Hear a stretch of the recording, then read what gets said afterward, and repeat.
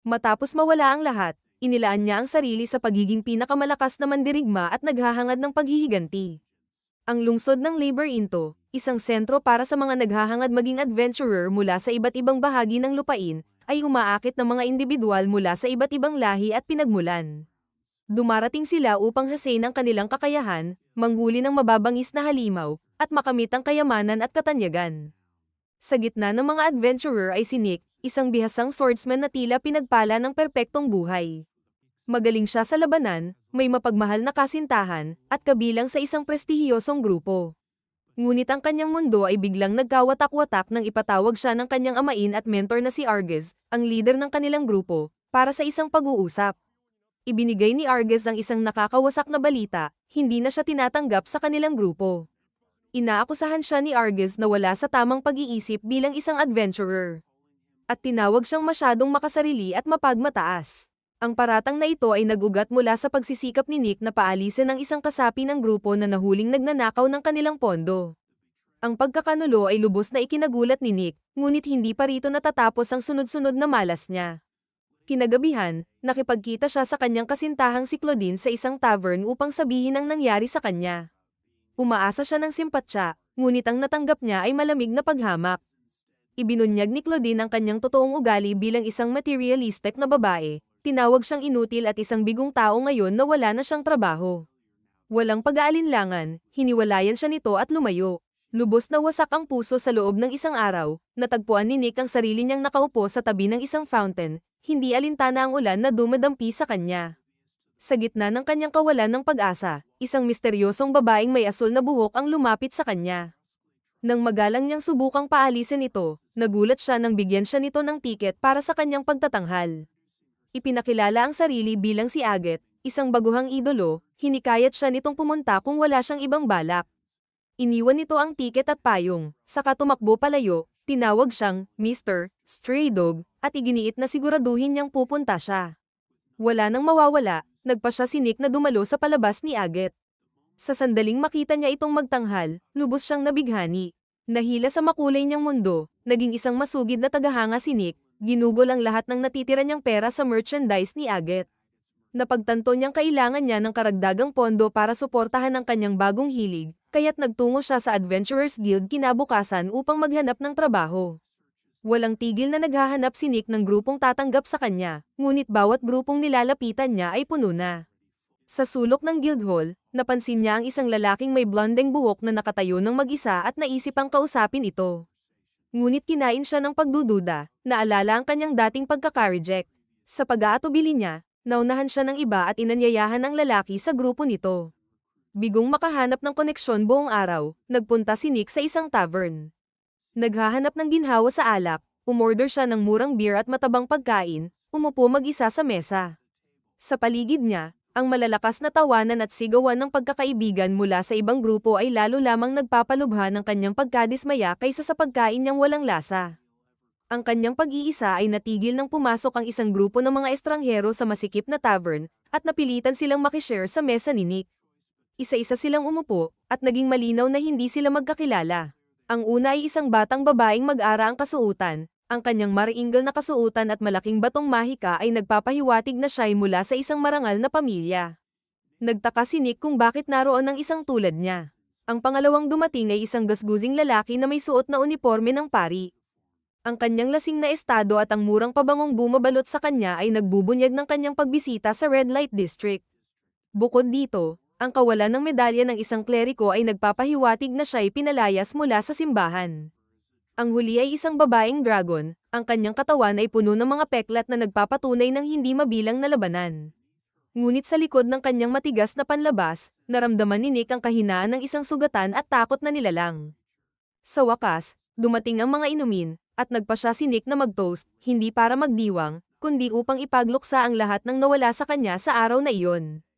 Humarap siya sa mga estrangherong nakikibahagi sa kanyang mesa at, may pagkutsa, nag-toast para sa kanilang pinagsasaluhang kalungkutan. Pagkatapos inumin ang kanyang beer, ibinagsak niya ang baso sa mesa at buong sigasig na sinabi na ang mga tao ay hindi mapagkakatiwalaan. Sa kanyang pagkabigla, sabay-sabay ding sumigaw ng parehas na bagay ang iba. Ang biglaang pagsabog ng damdamin ay nagulat sa lahat, at nagpalitan sila ng tingin, Napagtanto na lahat sila ay may dalang parehong sugat mula sa pagkakanulo.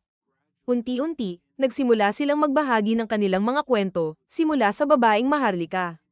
Ang kanyang pangalan ay Tiana, at ibinahagi niya ang kanyang kwento bilang dating pangunahing mag-aaral sa pinaka-prestihiyosong akademya ng mahika sa bansa. Kilala siya hindi lamang sa kanyang natatanging talento kundi pati na rin sa kanyang kababang loob. Kaya't hinangaan siya ng mga guro at kaklase. Isang araw, habang nasa kantina, nakita niya ang kanyang kasintahan na nakaupo kasama ang ibang babae. Buong tuwa niyang nilapitan ito, sabik na ibalita ang papuri na natanggap niya mula sa mga guro para sa bagong mahika na kanyang naimbento. Ngunit lumabas ang kahinaan ng ego ng kanyang kasintahan at ang mga nakatagong insecurities nito. Sa pakiramdam na naiimpluwensyahan ng tagumpay ni Tiana, nagalit ito, inakusahan siyang mayabang at makasarili. Lalong lumala ang sitwasyon nang sumali ang babaeng kasama nito. Inaakusahan si Tiana na minamaliit ang mga karaniwang tao at mga hindi ipinanganak sa mga pamilyang Maharlika. Ipinagpatuloy ni Tiana ang kanyang kwento, ibinunyag kung paano lumala ang mga paratang. Ang babae ay nagsabing ginagamit niya ang kanyang kagandahan upang akitin ang mga guro para makakuha ng mataas na marka. Sa nakakagulat na pangyayari, pinaniwalaan ito ng kanyang kasintahan. Hindi siya binigyan ng pagkakataon na ipagtanggol ang sarili at biglang tinapos ang kanilang kasunduan sa kasal. Wasak ang puso at lubos na napahiya, iniwan ni Tiana ang akademya. Sa may pag-aatubili ng kanyang ama, lumabas siya mula sa kanilang mansyon upang magsimula ng panibagong buhay. Dumating siya sa lungsod ng labor into upang maghanap ng trabaho, ngunit puro pagtanggi ang sumalubong sa kanya. Labis na nalungkot, naglakad-lakad siya sa mga lansangan hanggang sa makita ang isang patalastas para sa isang kumpanyang pasugalan. Sa isang kapritsyo, bumili siya ng tiket at, sa kanyang pagkagulat, nanalo siya sa kanyang unang sugal. Napangahasan ng kanyang unang tagumpay, niyakap ni Tiana ang pagsusugal ng buo. Ngunit sa kasamaang palad, natapos ang kanyang swerte, at nawala ang lahat ng mayroon siya, kabilang ang kanyang mga ipon. Dahil wala ng pera para pambayad sa renta, nagpasya siyang subukan ng pagiging adventurer bilang huling pag-asa. Kinabukasan, naghanap siya ng grupong sasali ngunit hindi sinasadyang natakot ang sinumang lumapit dahil sa kanyang mahigpit at hindi maabot na ekspresyon. Talunan at dismayado, nagtungo si Tiana sa tavern, umiinom upang malunod ang kanyang mga kalungkutan. Ang pari naman, ipinakilala ang sarili bilang Zem, ay nagkwento ng kanyang nakaraan bilang isang respetadong manggagamot sa isang maliit na bayan. Isang partikular na dalaga ang madalas tumulong sa kanya sa pagkuha ng mga halamang gamot. Bilang pasasalamat, binibigyan siya ni Zem ng malaki-laking kabayaran para sa kanyang pagsisikap. Ngunit isang gabi, dumating ang dalaga sa kanyang klinika na may mas kaunting dalang mga halamang gamot kaysa dati. Nang tangkain ni Zem na bigyan siya ng barya bilang kabayaran, hindi inaasahan ng dalaga na hinawakan niya ang kanyang kamay at inamin ang kanyang nararamdaman, humihiling na mahalin siya bilang isang babae. Sa kabila ng kagandahan ng dalaga, bilang isang pari na may matibay na paninindigan, mahinahon siyang tumanggi at ipinaliwanag na bilang isang pari, bawal sa kanya ang makipag-ugnayan sa romantikong relasyon. Sa halip na tanggapin ang paliwanag ni Zem, lubos na nasaktan ang dalaga sa kanyang mga salita. Tumakbo ito palayo ng umiiyak, galit na isinusumpa siya habang papalayo. Kinabukasan, habang ginagamot ni Zem ang mga pasyente, dumating ang isang grupo ng mga pari sa kanyang klinika at pilit siyang hinayla palabas. Sa kanyang pagkabigla, naroon ang dalaga sa likod nila, mukhang wasak ang damdamin. Agad na nilapitan ni Zem ang dalaga, desperadong maintindihan kung ano ang nangyari, ngunit natuklasan niyang inakusahan siya nito ng pang-aabuso dahil lamang sa tinanggihan niya ang alok ng dalaga. Umiiyak na inihagis nito ang mga baryang ibinigay ni Zem, sinasabing binayaran siya upang patahimikin. Walang pagkakataon para magpaliwanag, si Zem ay napagbintangan ng walang kalaban-laban. 3 buwan na ikinulong si Zem sa isang madilim at maruming selda. Nang siya'y palayain, pinarada siya sa harap ng isang galit na mob bago tuluyang itapon mula sa kanyang bayan. Mahina at gasgasan, napadpad si Zem sa isang kalapit na bayan, kung saan sinalubong siya ng isang maganda at mornang babae na tila kilala siya. Ngumiti ito sa kanya, ngunit napansin agad ni Zem na dumaranas ito ng matinding sakit sa likod. Agad niyang inalok na gamutin ito. Kinagabihan, buong pusong ginamaw ni Zem ang babae, at pagsapit ng umaga, malaki ang ginhawang naramdaman nito. Pinasalamatan siya ng babae at sinabi na naniniwala siyang mabuti siyang tao. Pinayuhan niya si Zem na pumunta sa Labyrinth City, kung saan maaari siyang mamuhay ng malaya bilang isang adventurer, malayo sa kanyang mga pagsisisi. Bago siya umalis, Iniabot ng babae kay Zem ang isang bag na naglalaman ng kasuotan ng pari, isang staff, at isang aklat ng mahika. Bagamat nagatubili si Zem na tanggapin ang regalo, iginiit ng babae na ang mga gamit na iyon ay minsang pag-aari ng isang kaibigan niyang adventurer. Simula noon, nagkaroon si Zem ng pagkagiliw sa mas nakatatandang mga kababaihan at nagpa siyang ipagpatuloy ang buhay na puno ng saya at mga pakikipagsapalaran habang tinatamasa ang kanilang samahan. Ang Dragon Girl na si Karen ang huling nagbahagi ng kanyang kwento. Nang tanungin ni Nick kung ano ang kanyang kwento, bahagyang nagulat si Karen. Inamin niyang may mahalagang bagay na ninakaw sa kanya ng isang taong malapit sa kanya, na nagdulot ng maling akala sa iba na ang tinutukoy niya ay ang kanyang pagkabirhen. Ngunit sa kalaunan, napagtanto nilang dahil sa sobrang kalasinggan ni Karen, hindi niya maipaliwanag ng maayos ang kanyang damdamin. Matapos ang ilan pang inuman, naghiwa-hiwalay ang grupo ng gabing iyon. Kinaumagahan, nagising si Nick sa isang hindi pamilyar na lugar. Napapalibutan ng kanyang mga kasamahan sa inuman mula kagabi. Si Tiana, nakatayo malapit, ay sinabi sa lahat na ito ang kanyang silid at pinaalis silang lahat. Habang nagsisimula ng maghiwa-hiwalay, pinigilan sila ni Nick at tinanong kung talagang tama bang maghiwa-hiwalay sila dito. Iminungkahi niya na kung magsasama-sama sila, maaari silang kumita ng sapat na pera upang mabuhay ng maayos. Ipinaliwanag niyang bilang mga itinakwil na walang mapupuntahan, nararapat lamang na bumuo sila ng isang grupo para sa kanilang sarili. Agad namang niyakap ng iba ang ideya. Pagpunta nila sa Adventurers Guild, nagparehistro sila bilang bagong grupo. Napansin ng matandang receptionist si Nick at agad siyang nakilala bilang pangunahing miyembro ng isang sikat na party. Napansin din niya si Karen bilang tanging nakaligtas sa isang solong pagbabalik mula sa Sea-Level Dungeon. Tinanong niya kung ano ang itatawag nila sa kanilang grupo. Buong kumpiyansang sumagot si Nick, The Survivors. Kinagabihan, nagtipon ng grupo habang inilatag ni Nick ang mga alituntunin upang maiwasan ang anumang panibagong pagtataksil. Ipinaliwanag niya na silang lahat ay may pinagdaan ng masakit na karanasan, at nais niyang masiguro na hindi na nila muling mararanasan ang ganitong uri ng panloloko. Isa. Unang alituntunin, walang makikialam sa personal na buhay ng iba, at lahat ay magpapakialaman lamang sa sariling mga gawain. 2. Ikalawang alituntunin, pantay-pantay na pangangasiwa sa kanilang pondo upang walang sino man ang magkaroon ng ganap na kontrol dito. 3. Ikatlong alituntunin, sa anumang sitwasyon. Magkasama silang mabubuhay araw-araw. Kinabukasan, sinimulan nilang galugarin ang mga J-level dungeon. Madali lang ang mga ito, ngunit kailangan nilang talunin ang boss upang makausad sa susunod na level. Dahil sina Zem at Tiana ay walang karanasan sa labanan, itinuro ni Nick sa kanila kung paano harapin ang mga halimaw. Nagpakita siya kung paano patayin ang isang slime at kunin ang core nito na maaring ibenta sa palengke. Habang naglalakad, nagiging mas komportable ang grupo sa isa't isa. Nagtatawanan at nag-uusap. Pagdating nila sa susunod na palapag, kung saan maraming adventurer ang kumukuha ng slime cores, buong kumpiyansang sinabi ni Tiana na madali lang iyon at kaya niyang harapin ang mas malalakas na kalaban. Ipinagmamalaki pa niyang nakapatay na siya ng mga goblin at kahit ng isang orc. Ngunit habang nagsasalita siya, nadulas siya sa isang slime, at isa pang slime ang damaykit sa kanyang mukha. Agad niya itong pinatay, ngunit nagtawanan si Nick at pinayuhan siyang mag-ingat. Naiinis sa nangyari, sinubukan ni Tiana na barilin ang slime gamit ang kanyang ice magic, ngunit sa hindi inaasahang pagkakataon, tinamaan din niya ang kanyang mga kasama. Mabuti na lamang at mabilis si Karen, at hinarang niya ang ice magic gamit ang kanyang espada.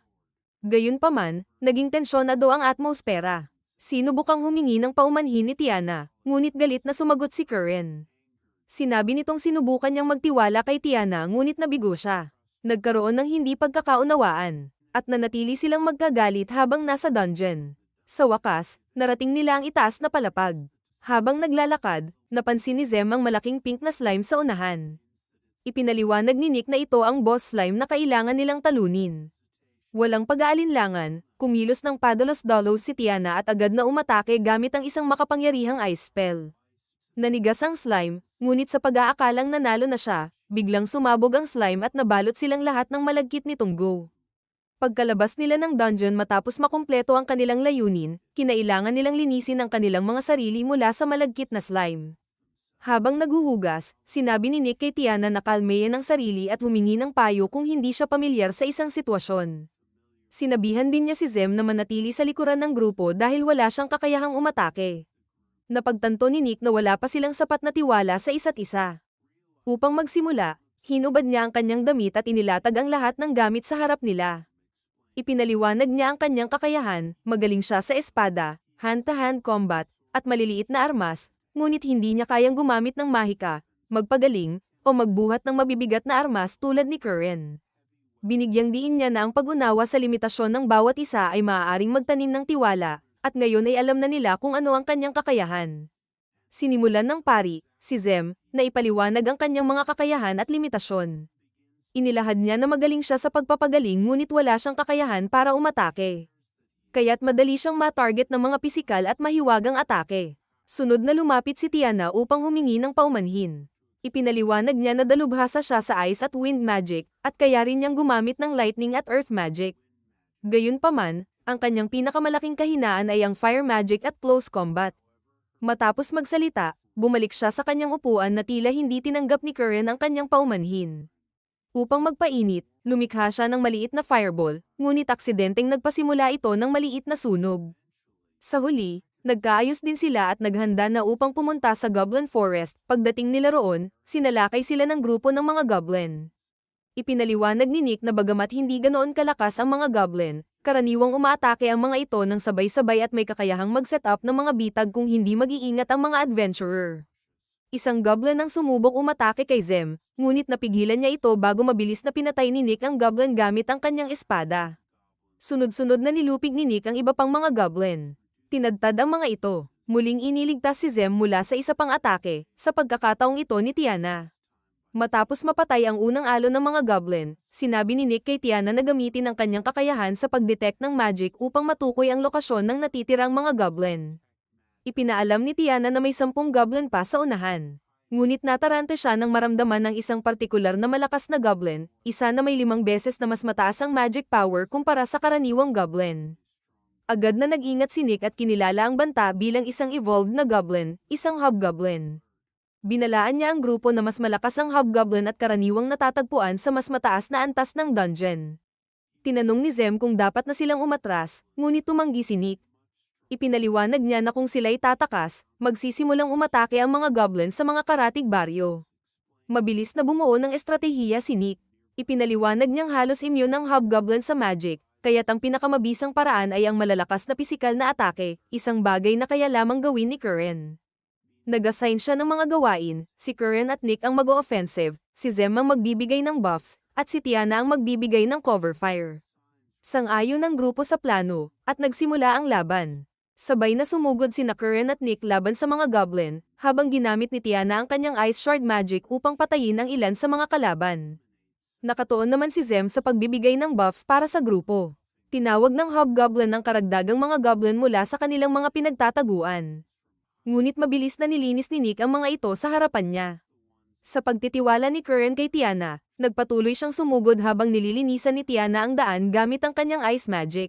Naglunsad si Nick ng direktang atake sa hobgoblin, gamit ang isang makapangyarihang slash mula sa kanyang maapoy na espada na agad na pumatay dito.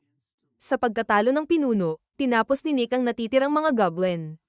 Pinuri ng grupo ang isa't isa sa kanilang tagumpay, at ipinaliwanag ni Nick na kailangan nilang kunin ang mga sungay ng mga goblin dahil maaaring ibenta ang mga ito sa palengke. Habang nagpatuloy sila, unti-unting nagbukas ng kanyang kwento si Curran. Ipinahayag niya na ang mga dragon people ay nakatalaga na maglingkod at protektahan ng isang bayani, isang tao na kanilang iniaalay ang kanilang buhay para sa kaligtasan nito. Para kay Curran, ang taong iyon ay si Kalios, na nakilala niya kamakailan. Lagi itong mabait sa kanya, at kapalit nito, handa siyang isakripisyo ang lahat para sa kanya. Isang araw, sinabi ni Kalios kay Curran na kailangan nilang pumasok sa isang C-rank dungeon. Walang pag-aalinlangan, pumayag siya. Bago pumasok, inilagay niya ang lahat ng mahahalagang gamit niya, kabilang ang isang mahalagang pendant na mana mula sa kanyang ama, sa isang bag para sa kaligtasan nito. Sa huling sandali, sinabi ni Kalios na hindi sila maaaring magdala ng masyadong maraming bagay, kaya't kailangang iwanan niya ang bag. Sa kanyang tiwala, sumunod si Curran at sumama kina Kalios at sa dalawa nitong kasamahan papasok sa dungeon. Doon, nilabanan niya at pinatay ang maraming insekto, habang sila ay nag-aani ng gantimpala. Pagkaraan, sinabi ni Kalios kay Curran na kailangan nilang harapin ang final boss, isang higanteng ahas na nakatago sa loob ng isang palayok. Ipinaliwanag niyang kapag nakita sila ng ahas, Ito'y magtatago sa palayok, na imposible ng tamaan gamit ang mahika. Kaya't kailangang atakihin ni Curran ang palayok upang pilitin ang ahas na lumabas, at sa gayon, matalo nila ito. Pumayag si Curran at sumugod patungo sa palayok. Habang iniusog niya ito, lumabas ang ahas at nagsimulang umatake sa kanya. Isa sa mga mage ang naglunsad ng apoy patungo sa ahas, na nagdulot dito upang maghanda ng kontra-atake gamit ang mahika. Tinanong ni Curran si Kalyos kung ano ang nangyayari, ngunit sinabi nitong huwag siyang mag-alala at ipagpatuloy lamang ang pag-atake. Sa kanyang tiwala, nagpatuloy si Curran sa pakikipaglaban sa ahas habang hinihintay ang tulong ni Kalyos. Sa huli, nabalot si Curran ng ahas at ay nalalayan nito ang makamandag nitong hininga, na nagdulot ng matinding sugat at iniwang halos walang malay. Pinanood niya habang lumapit si Kalyos sa mahina ng ahas at mabilis itong pinatay gamit ang kanyang espada. Walang pakialam, sinabi ni Kalyos na ang ahas ay sobrang napapagod pagkatapos gumamit ng laso nito, at kailangan lang nila si Curran para pagurin ito. Tumawa si Kalyos at ang kanyang mga kasamahan, iniwang si Curran upang mamatay habang daladala nila ang lahat ng gantimpala. Sa kung anong paraan, nagawa ni Curran na makatakas mula sa dungeon. Gumapang siya pabalik sa tavern kung saan sila pansamantalang nananatili. Bumagsak siya sa harap ng pintuan, at nagtipon ng mga tao sa paligid niya, nagtatanong. Ikinalat ni Kalyos ang balitang namatay na si Curran sa dungeon. Tinanong niya kung nasaan si Kalyos, ngunit sinabi ng may-ari ng tavern na umalis na ito sa lungsod ilang oras na ang nakalipas. Dali-daling pumunta si Curran sa kanyang silid, ngunit natuklasan niyang nawawala ang kanyang bag na naglalaman ng mahalagang pendant, ang Dragon King's Jewel. Sa sobrang lungkot, umalis siya sa silid at sinimulang hanapin si Kalyos, ngunit wala siyang natagpuan. Isang araw, nakatagpo niya si Fifth, isang kilalang solo adventurer at bayani ng digmaan. Sinimulan niyang sundan ito, binibisita ang bawat kainan na pinupuntahan nito, at hinahanap ang ginhawa sa pagkain habang sinusubukang punan ang kawalan na iniwan ni Kalyos. Sa paglipas ng panahon, naubos ang kanyang pera, kaya't napagdesisyonan niyang maghanap ng paraan upang kumita ng pera at muling makakain ng masasarap na pagkain. Doon niya nakilala si Nick at ang natitirang miyembro ng kanilang grupo. Kinabukasan, naglakad-lakad si Nick at Curran sa palengke, kumakain ng mga merienda at nag-uusap tungkol sa buhay, na mas nagpapatibay sa kanilang lumalaking tiwala sa isa't isa. Nang gabing iyon, bumalik sila sa tavern, kung saan unti-unti na silang nagiging mas kilala. Tinawag sila ng assistant receptionist papunta sa itaas, kung saan naghihintay ang matandang receptionist na may dalang espesyal na misyon. Ipinaliwanag niya na mayroong isang pasilidad na itinayo ng isang sinaunang sibilisasyon, na naglalaman ng isang espada na hinubog gamit ang isang teknolohiyang matagal nang nawala. Ang misyon nila ay kunin ang espadang ito, kapalit ng isang mapagbigay na gantimpala. Maingat na nakinig si Nick sa mga detalye, at kinabukasan, pumasok ang grupo sa pasilidad, tinalo ang mga halimaw, at patuloy na lumalalim sa loob. Ang pasilidad na kanilang pinasok ay kapansin-pansing mas advanced para sa panahong iyon. May mga kamera, automatikong ilaw, at iba pang sopistikadong tampok. Napadpad sila sa isang lugar kung saan may kumikislap na berdeng ilaw. Nang sinubukan ni Nick na siyasatin ito, biglang bumukas ang pader, na nagbubunyag ng isang napakalaking madilim na silid. Nagpatuloy sila sa loob, at nang mag-ilaw ang mga bumbilya, isang tinig ang nagsimulang magsalita, binabati sila sa kanilang progreso. Nalaman ng grupo na ang tinig ay nagmumula sa isang sirang espada sa gitna ng silid. Maliwanag na ito ang maalamat na espada na kanilang hinahanap. Matapos ang ilang pag-uusap, sinubukan nilang kunin ang espada, ngunit tumutol ito, nakiusap na huwag itong ibenta dahil matagal na itong nakakulong at naghahangad ng aksyon. Walang babala, isang pagsabog ang yumanig sa silid, at binalaan sila ng espada na ang tagapagbantay nito, ang amalgam golem, ay nagising na. Sa gitna ng alikabok, lumitaw ang isang napakalaking nilalang na parang blob, naglalabas ng nakakatakot na ungol. Agad na kumilos si Tiana, pinaputukan ng nilalang ng mga yelo. Ngunit sinipsip nito ang kanyang atake. Sumugod si Curran sa halimaw, tinaga ito ng paulit-ulit. Sumigaw ang espada kay Curran na umatras, ngunit binaliwala niya ang babala. Gumanti ang halimaw sa pamamagitan ng pagpapabalik ng mga yelong ibinato ni Tiana, at tinamaan si Curran sa tiyan at ulo, dahilan upang bumagsak siya. Mabilis na sinimulan ni Zem ang pagpapagaling kay Curran, habang inalam ni Nick ang sitwasyon at napagtantong mabilis na lalala ang panganib. Sumugod siya sa golem. Sinubukang hiwain ang mga paa nito, ngunit agad na nag-regenerate ang nilalang at gumanti. Mabilis na iniutos ni Nick sa iba na buhatin si Curran at tumakas patungo sa pintuan. Habang patuloy niyang iniilagan ang mga atake ng golem, biglang nagsalita ang espadang nakasabit sa kanyang likod, binalaan siya na walang epekto ang malalayong atake o matatalim na sandata laban sa nilalang. Ang tanging paraan para talunin ito ay gamitin ang espada mismo. Sa payo ng espada, hinugot ito ni Nick. Ang walang talam na espada ay biglang nagningning, naging isang makapangyarihang enerhiyang tibak. Samantala, hirap ang iba sa pagbukas ng pintuan. Naiulat ni Tiana na hindi nila mabasag ang pintuan. Muling umatake ang golem kay Nick, ngunit naiwasan niya ito at tinaga ang nilalang, naputol ang isa nitong braso. Sa kanyang pagkagulat, nabuhay ang naputol na bahagi, dinakip siya, at inihagis sa ilang istante, dahilan upang mahulog siya sa isang butas. Agad na kumilos si Tiana, nagpataw ng yelong mahika sa golem at sinigawan si Curran na hanapin si Nick at tiyaking ligtas siya.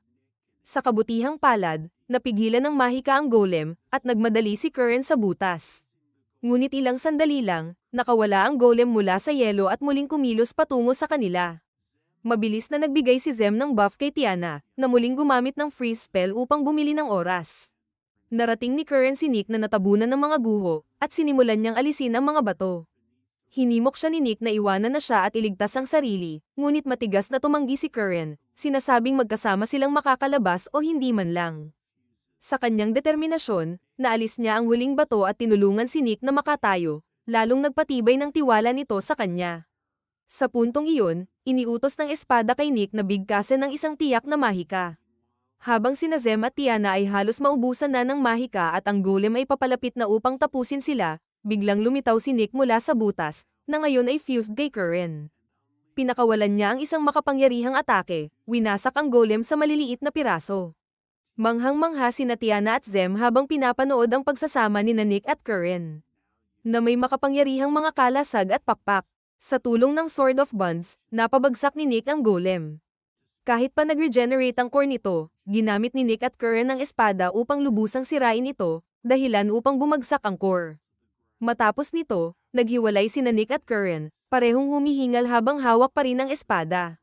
Bumalik sila sa guild, kung saan inabot nila ang isang peking espada sa matandang receptionist, dahil ang tunay na espada ay nagbago ng anyo, naging isang maliit na puting buhok na nilalang na pinangalan ng Kizuna.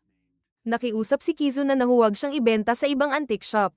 Matapos ang lahat, bumalik ang grupo sa bahay ni Tiana, kung saan pantay-pantay nilang hinati ang pera bago nag-enjoy sa kanilang libreng oras. Kinalaunan, nagkita-kita ang grupo sa isang tavern kung saan ipinakita ni Nick ang natitirang pera nila. Matapos maubos ang karamihan sa kanilang pondo, halos wala na silang pera, ni hindi makabili ng merienda, dahilan upang bumaba ang kanilang morale. Gayunpaman, muling binuhay ni Nick ang kanilang loob sa pamamagitan ng isang nakapagpapalakas na talumpati, hinihikayat silang magpatuloy sa kanilang pakikipagsapalaran sa susunod na dungeon. Pagpasok nila sa dungeon, natuklasan nila ang isang nagyayelong lawa, na may mga nilalang na nakapaloob sa yelo. Nakita rin nila ang isang higanteng ogre na nakaupo sa yelo. Maingat na gumalaw ang grupo, naghahanda para sa isang pag-atake ng sorpresa. Si Curran, na parang ginagawa itong laro, ay lumapit ng mas malapit sa ogre, bagay na ikinasabik ni Kizuna. Sa labis na pananabik na patunayan ng sarili, mabilis na tumakbo si Kizuna papunta sa ogre habang sumisigaw, sinira ang plano ng sorpresa. Habang itinaas ng ogre ang kanyang nagyayelong pamalo, hinugot ni Kizuna ang kanyang espada at hinarang ang atake. Nagulat ang grupo sa hindi inaasahang pagpapakita ng lakas ni Kizuna, lalo na't mukhang makapangyarihan ang ogre, at hindi nila inakala na kaya nitong harangin ang atake gamit ang kanyang payat na espada. Umatras ang ogre at nagpakawala ng isang ice blast kay Kizuna, ngunit madali niya itong naitaboy na parang naglalaro lamang ng tennis. Sumugod siya sa ogre, sinubukang tumaga gamit ang espada, ngunit napigilan ng nilalang gamit ang pamalo nito. Ngumiti si Kizuna at pinagan niya ang isa pang kahanga-hangang kakayahan, lumikha siya ng isang kopya ng sarili. Pinalibutan ng mga kopya ang ogre, inatake ito mula sa magkabilang panig, at mabilis na napatay ito. Nang magtipon-tipon ang grupo sa paligid niya, sinabi ni Nick na nakakaramdam siya ng matinding pagod kahit hindi naman siya lumaban. Ipinaliwanag ni Kizuna na ginamit niya ang lakas at mana ni Nick upang magawa ang kanyang mga kakayahan, dahil magkaugnay sila. Nagpas siyang magpahinga sina Tiana at Zem, habang sina Curran, Kizuna, at Nick, na nakakaramdam ng gutom, ay nagtungo sa isang malapit na kainan. Pagkarating sa kainan, bamalat kay Nick ang isang pakiramdam ng pangamba, dahil ito ang parehong lugar na madalas niyang puntahan kasama ang kanyang dating kasintahan. Dito rin siya hiniwalayan nito. Sinubukan niyang kumbinsihin ang grupo na pumunta na lang sa ibang lugar, ngunit nakapasok na sila, kaya't wala siyang nagawa kundi sumunod. Sa loob, umorder sila ng pagkain, ngunit dumilim ang mood ni Nick habang bumabalik ang mga alaala. Biglang narinig ni Nick ang isang pamilyar na boses. Paglingon niya, nakita niya ang kanyang dating kasintahan, si Claudine, nakasama ang isang binata sa mesa kung saan sila dati nauupo. Iniaabot ng binata ang isang regalo, na sinabing ito ay pang-birthday. Sinabi ni Claudine na kailangan niya ng pera para makauwi sa kanilang bayan at maalagaan ang may sakit niyang ina. Ang binata, gustong magpasikat, ay nagsabing siya na ang bahala. Hindi na nakapagpigil si Nick. Lumapit siya sa mesa at umupo sa tabi ng binata, ikinagulat ni Claudine. Nagtaka ang binata, ngunit hinarap ni Nick si Claudine, tinatanong kung ilang beses siya nagdiriwang ng kaarawan sa isang taon. Kamakailan lang daw ay nagdiwang din sila at nagbigay siya ng regalo. Labis na nalito ang binata, habang tinitingnan siya ni Claudine ng masama, sinasabing tantanan na niya sila. Hindi tumigil si Nick at sinabing akala niya ay patay na ang ina ni Claudine. Dahil humingi ito ng pera para sa libing ilang buwan lang ang nakalipas. Sa galit, tumayo si Claudine, inihagis ang regalo kay Nick, at umalis. Ang binata ay tumingin kay Nick na may lungkot, ngunit pinatahan siya ni Nick, sinasabing nakaiwas siya sa gulo. Kinabukasan, habang nag-aalmusal ang grupo sa isang tavern, biglang binuhusan si Nick ng inumin ng isang malaking lalaking parang tigre. Kalma lamang si Nick habang nalaman niyang si Leon ang lalaki, at kasama ni Claudine, upang maghayganti. Sinabi ni Leon na narinig niyang ginugulo ni Nick si Claudine. Ngumiti lamang si Nick at sinagot na hindi na siya nakikisama sa mga gold digger. Hinamon siya ni Leon na magharap sa labas, kaya't lumabas sila. Sa isang madilim na eskinita, naghanda si Nick para lumaban. Ngunit biglang humingi ng tawad si Leon. Inamin nitong sawa na siya kay Claudine at balak na siyang iwan, dahil ginamit niya ito ng matagal para magkapera. Inilahad din ni Leon na si Claudine ay bahagi ng grupo niya na nanloloko ng iba. Sa tingin niya ay ganito rin ang ginagawa ni Nick sa kanyang grupo at inalok siyang sumali sa kanilang sindikato matapos niyang nakawan ang mga kasama niya. Sa galit, sinagot siya ni Nick ng isang malakas na uppercut na tumilapon kay Leon. Mabilis na tumayo ang lalaking parang tigre. Bumunot ng isang machete sa duwag na paraan, at sinubukang atakehin si Nick. Gayunpaman, madaling naiwasan ni Nick ang atake, mabilis na gumanti, at pinaikot si Leon sa lupa gamit ang isang armlock. Biglang tinamaan si Nick ng isang magic attack mula sa likuran. Paglingon niya, nakita niya ang isang salamangkero, malinaw na kasamahan ni Leon, na naghahanda para sa isa pang atake. Bago sila makapagtrabaho ng magkasama, dumating si Curran, ginamit ang kanyang buntot upang aihang ng patiwarik ang salamangkero. Habang si Nick ay kalmadong naglakad palayo, sinubukang maglunsad ng panibagong atake si Leon ngunit tumigil nang mapansin niya ang matandang tagapamahala ng guild, na kaagad nagbanta na tatawag ng mga gwardya kung hindi siya aalis. Gayunpaman, buong tapang na inihayag ni Leon na pormal niyang hinahamon si Nick sa isang duelo. Sa ikinagulat ng lahat, pumayag ang matrona, at isiniwalat ni Leon ang uri ng duelo. Isa itong kakaibang, mathematical duel. Sa duelong ito, makikipaglaban si Nick at Leon sa ring, habang isang miyembro mula sa bawat koponan ang magsosolve ng mga problemang matematika. Ang unang koponan na makakasagot ng tama at mabilis ang magkakaroon ng karapatang sumuntok sa kanilang kalaban. Ang ganitong uri ng hamon ay hindi pamilyar sa lahat maliban kay Nick. Naglabas ang matandang matrona ng isang bag na naglalaman ng mga slip na may pangalan ng bawat miyembro ng koponan. Ang mga slip na ito ang magtatakda kung sino ang magiging responsable sa pagsagot ng mga problemang matematika. Mula sa koponan ni Leon, si Claudine ang napili, ngunit sa kalungkutan ni Nick, si Curran naman ang napili mula sa kanilang koponan. Sa kasamaang palad, wala talagang kaalaman si Curran sa mga pangunahing matematika, dahil hindi niya ito kailangang gamitin noon. Puno ng kaba at takot, nahirapan siyang magsalita, alam niyang hindi niya kayang sagutin ang mga problema. Nang maglaon, nagsagawa si Zem ng isang practice test upang suriin ang kanyang kakayahan, at lumabas na maging ang pinakamadaling mga tanong ay mahirap para sa kanya. Kaya niyang sagutin ng tama ang 20% ng mga tanong. Kinabukasan, nagsimula mag-aral si Curran kasama ang suporta ng koponan, habang ipinadala ni Nick si Zem upang magtipon ng impormasyon tungkol sa Tiger Gang. Isang araw bago ang huling duelo, nagtipon sila sa bahay ni Nick, na medyo magulo. Bumalik si Zem na may isang nakakabahalang balita, Ang Tiger Gang ay laging nandaraya gamit ang mga magical crystals na nagbibigay daan sa kanila upang magka-telepathic na komunikasyon. Nagbibigay ito sa kanila ng malaking kalamangan. Dahil maaari nilang ipasa ang mga kalkulasyon sa kanilang pangatlong miyembro at ipadala ang tamang sagot sa kanilang mga kasama. Si Curran, na labis na nababahala at tinatablan ng takot dahil sa kakulangan ng kanyang kasanayan sa matematika, ay tiyak na wala silang pagkakataong manalo, lalo pat ang kabilang koponan ay nandaraya. Ngunit nakaisip si Nick ng plano, at ito ay ibinahagi niya sa grupo. Mas naging positibo ang grupo, dahil mayroon na silang estratehiya upang mapatunayan ang pandaraya. Kinabukasan, pumasok sina Nick at Leon sa ring habang sina Curran at Claudine ay nakaupo sa harap ng isa't isa, handa nang sagutin ang mga tanong sa matematika.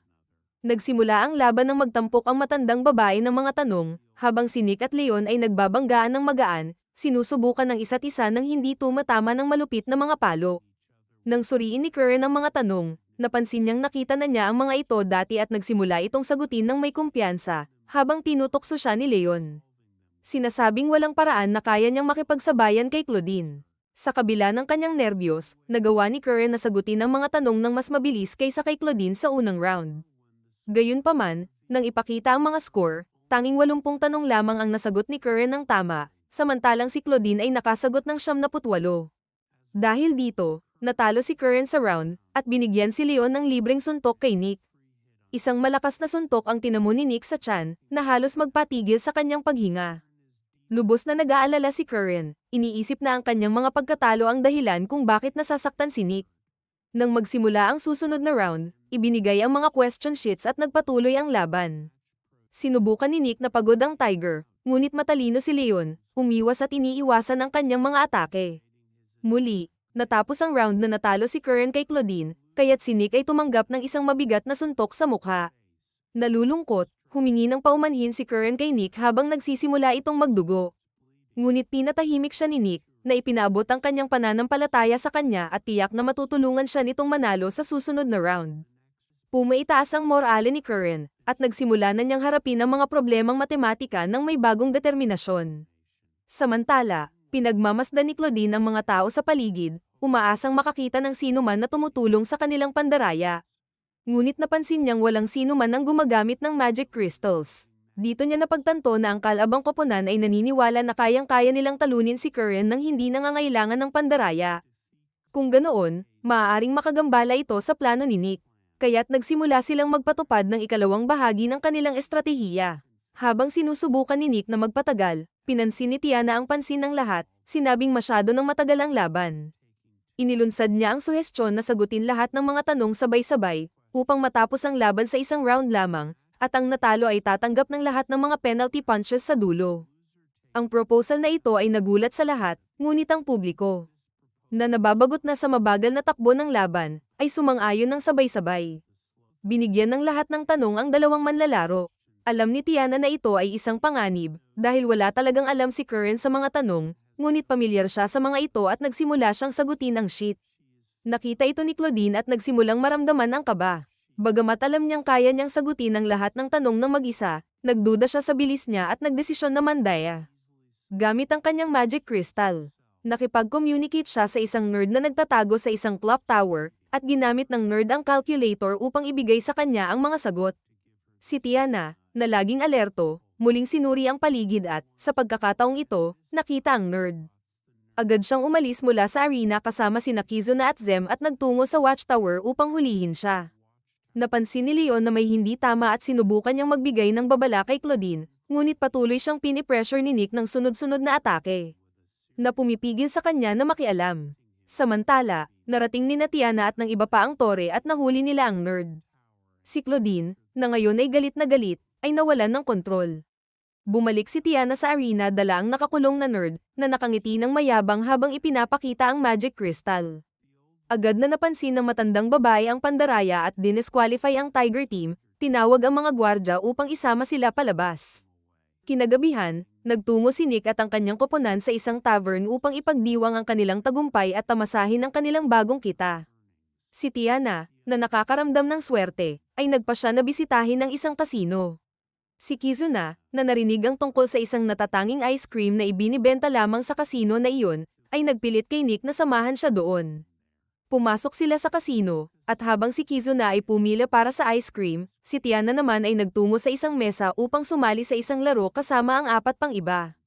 Mabilis siyang nanalo ng malalaking halaga ng pera, samantalang si Kizuna, na nadismaya, ay nalaman na naubos na ang ice cream bago pa man siya makatikim.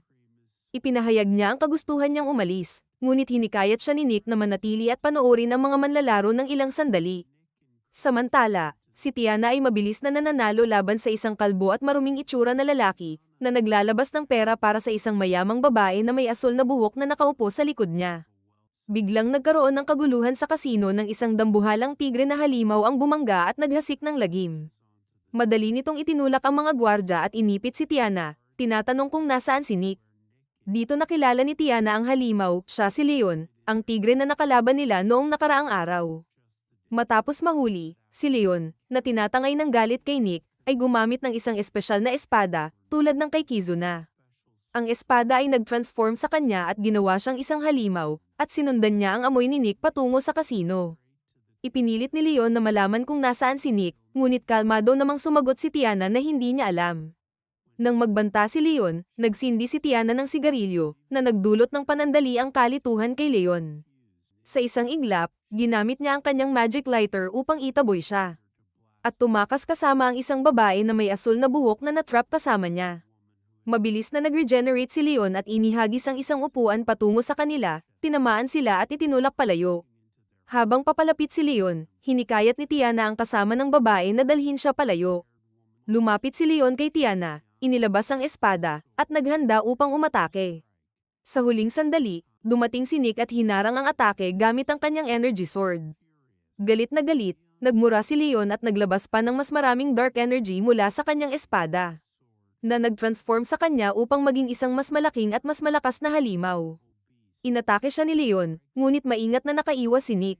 Pakiramdam ni Tiana ang kagipitan, kaya tinawag niya sila upang magsanib puwersa at tapusin na ito. Nag-atras sila at ginamit ang kapangyarihan ni Kizuna upang magsanib at maging isang kamanghamanghang kabalyerang babae, nakasuot ng magarang armor at kayang lumipad.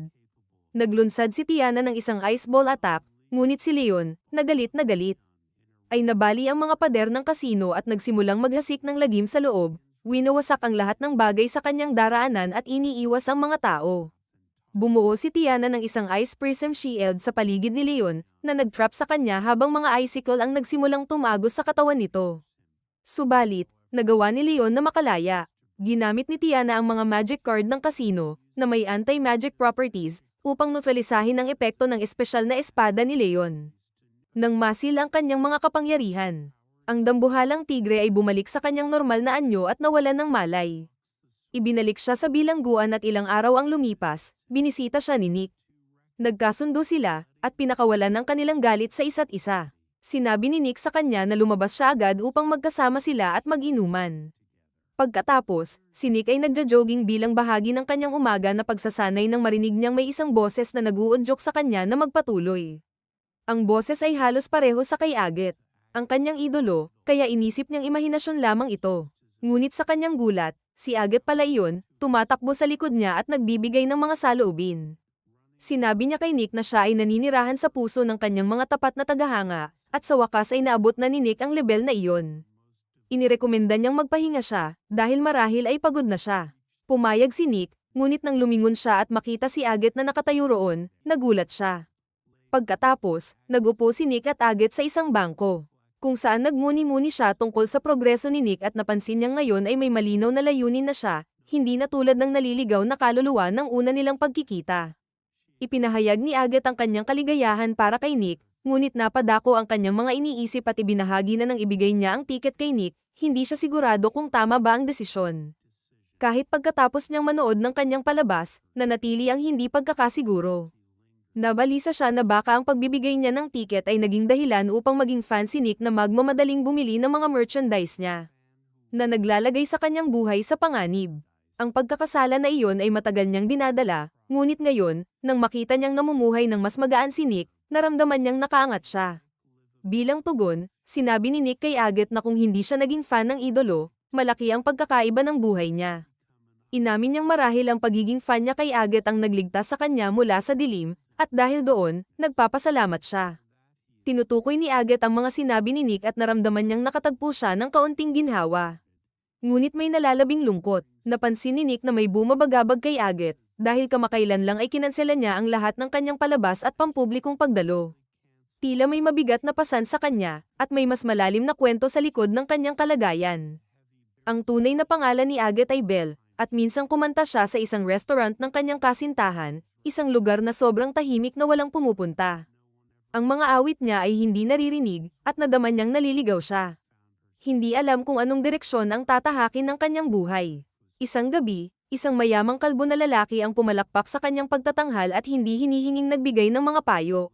Nagpakilala siya bilang isang producer at nagtanong kung interesado siyang maging isang idol.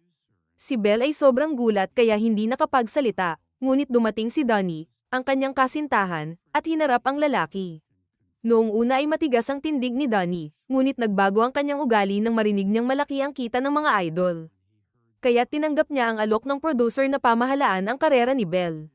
Bagamat nag-aalangan, pinayagan niyang magsilbing manager si Donnie, at ibinigay ng producer sa kanya ang tiket sa isang idol concert upang matutunan nila ang industriya.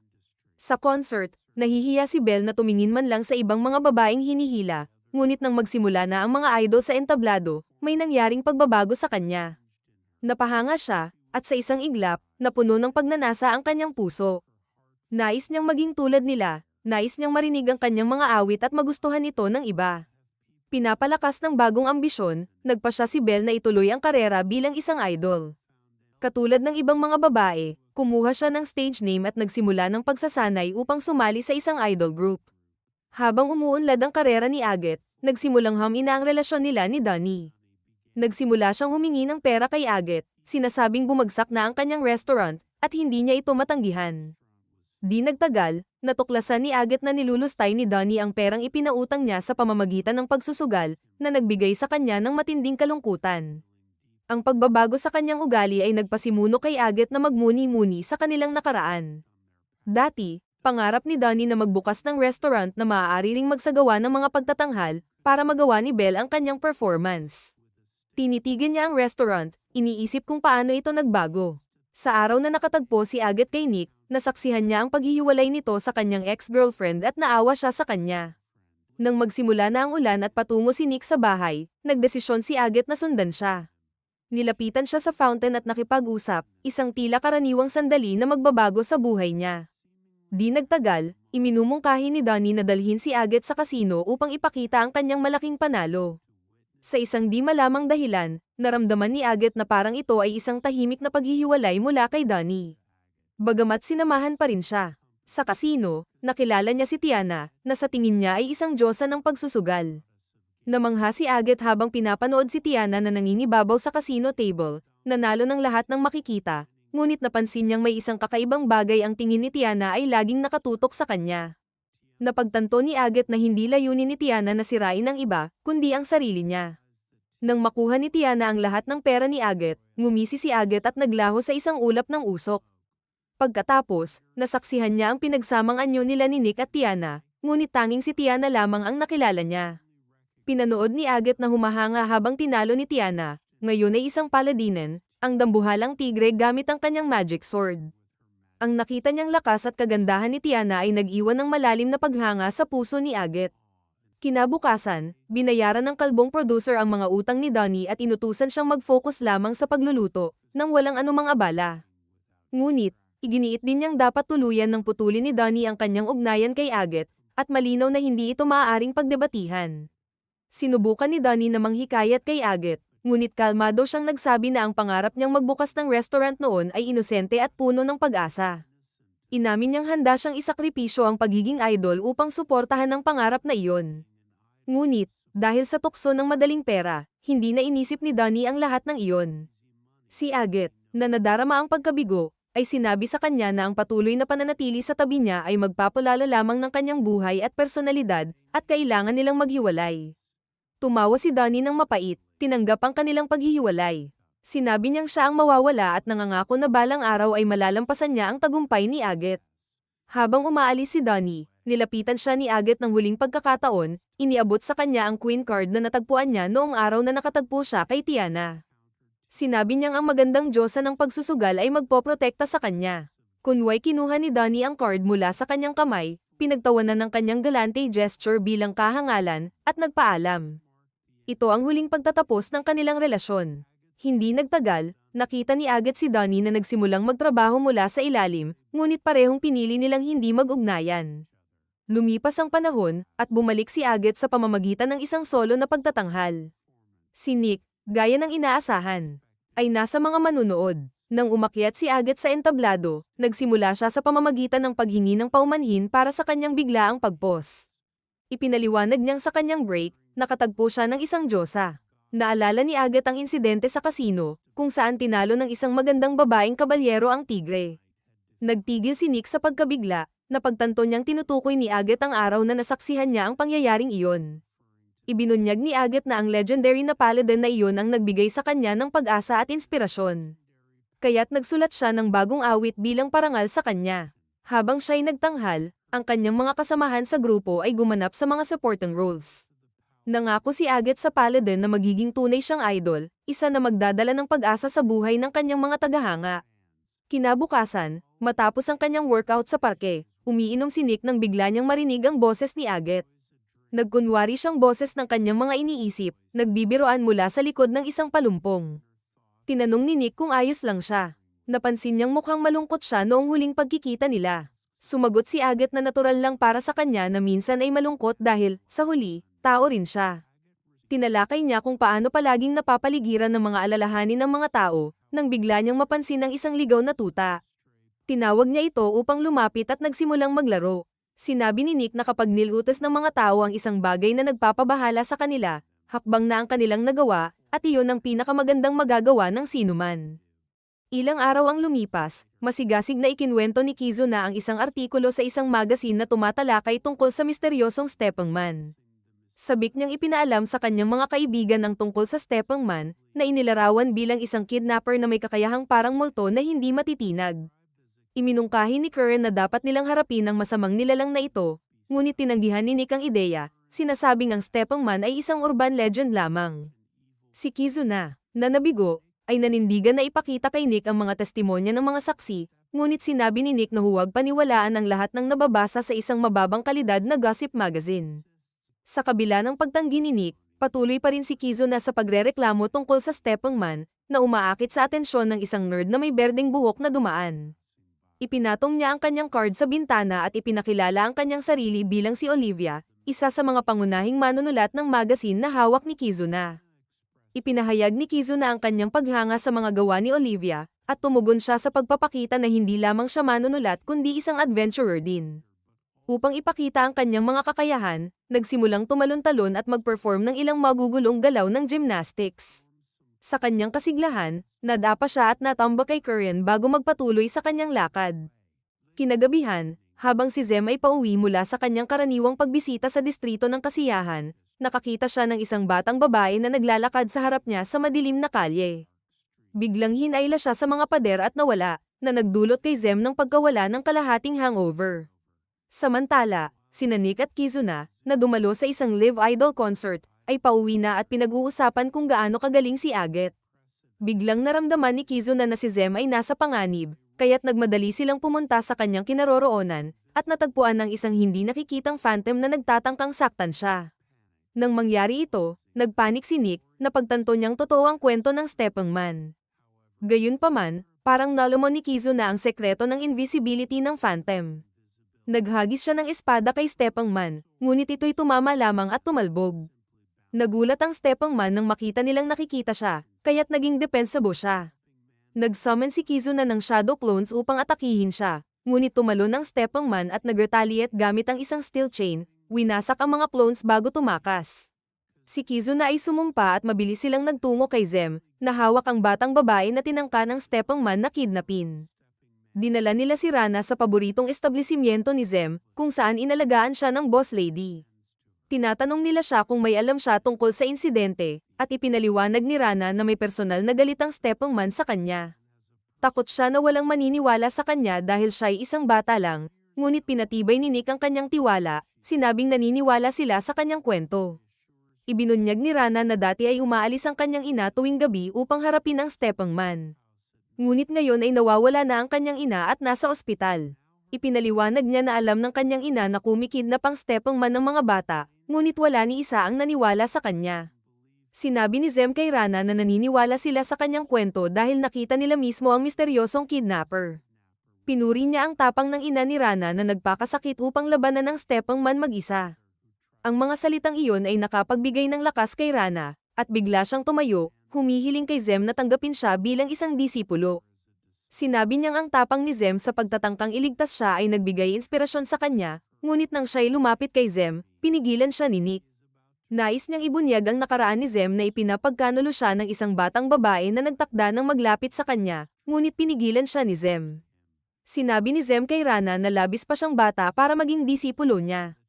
Tinanong ni Rana kung paano siya magte-train habang siya'y naghihintay, at sinabi ni Zem na mag-drill lang siya dito at umuwi sa umaga. Binigyan pa niya siya ng babala na huwag na muling gumawa ng anumang delikadong bagay, na tuwang-tuwa siyang tinanggap. Nais niyang magmadali patungo kay Zem muli, ngunit parehong pinigilan siya ni Nick at ng boss lady. Ilang araw ang lumipas, huminga ng malalim si Kizuna, puno ng pagkabigo, nang mapagtanto niyang ang stepmom, na labis niyang ikinagalak, ay wala kundi isang maliit na kidnapper. Determinado siyang alamin ang tunay na pagkakakilanlan nito at sirain siya dahil sa pagbetray sa kanyang mga inaasahan. Kaya't pinilit ni Kizuna ang grupo na bisitahin ang isang guild ng bounty hunter na may estilo ng Wild West. Nilapitan nila ang receptionist at tinanong tungkol sa stepmom. Abala ang receptionist sa pagpipinta ng kuko at hindi sila gaanong pinansin. Nakilala lamang niya si Nick at sinabi sa kanya na hindi sila nagbibigay ng impormasyon tungkol sa mataas na halaga ng bounty sa mga adventurer na wala pang nagagawang kahanga-hanga. Si Tiana at ang iba pa, sinamantala ang pagkakataon.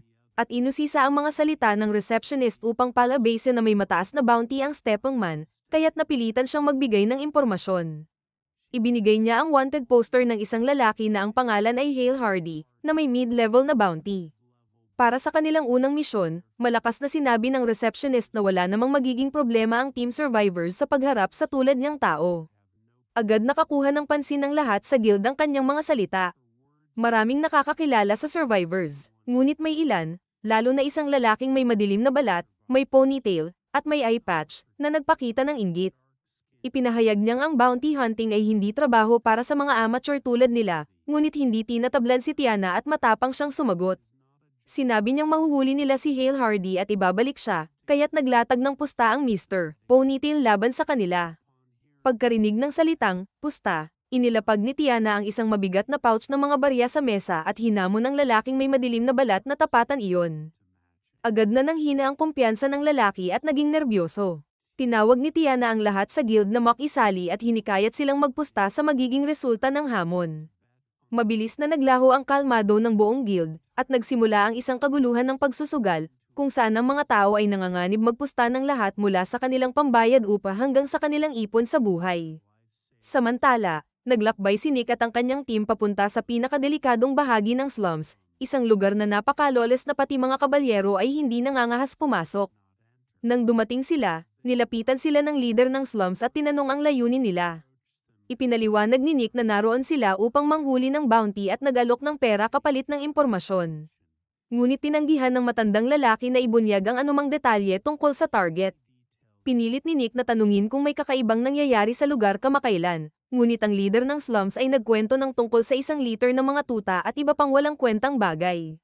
Dahil sa pagkabigo, nagdesisyon ng grupo na maghanap na lang ng sarili nilang target.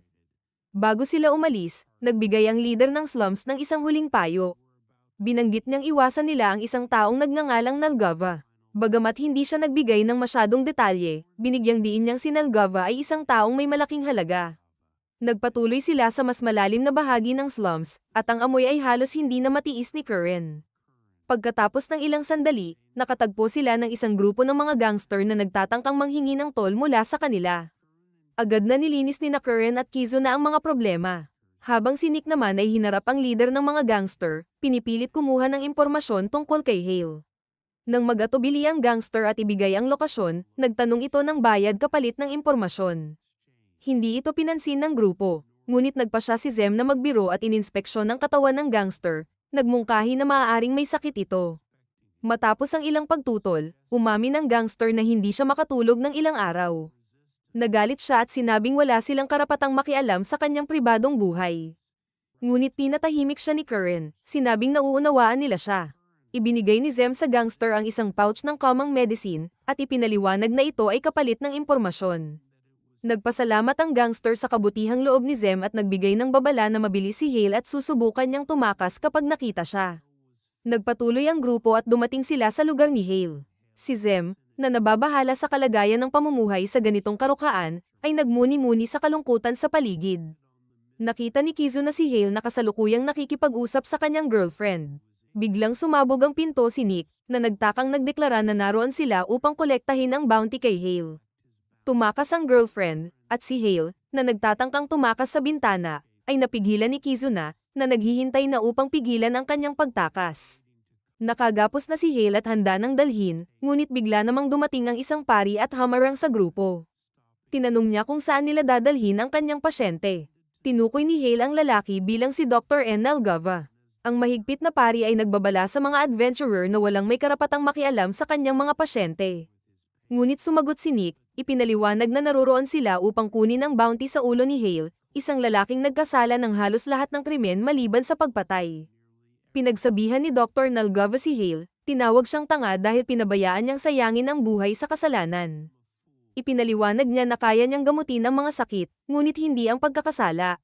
Sinabi ng pari kay Nick na hindi nila pipigilan sa pagkuha kay Hale, ngunit humiling siya ng isang huling pagkakataon upang gamutin siya. Ibinunyag ni Nalgava na si Hale ay may sakit na yellow demon disease at nais lang niyang magbigay ng huling gamutan bago siya kunin. Pinagtanggol ni Nick na baka masayang lang ang gamutan kung ipapatay si Hale, ngunit itinuon ni Zem na ang mga pari ay dapat gumawa ng lahat ng kanilang makakaya upang magligtas ng buhay.